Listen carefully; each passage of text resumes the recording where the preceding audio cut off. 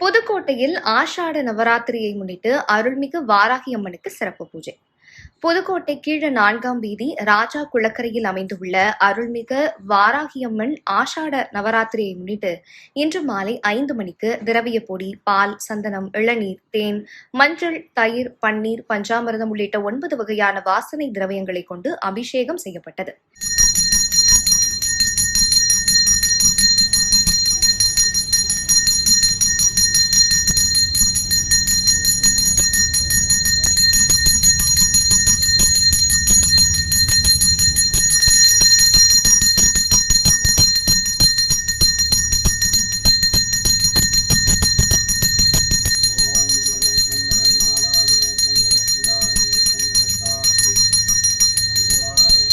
பின்னர் 20 கிலோ மைசூர் பாக்கு, பாதுஷா, ஜாங்கிரி, பால்கோவா, லட்டு, பால்பேடா இந்த இனிப்புகளால் மாலையாக செய்யப்பட்டு அருள்மிகு ஸ்ரீ வாராகி அம்மனுக்கு அணிவிக்கப்பட்டது.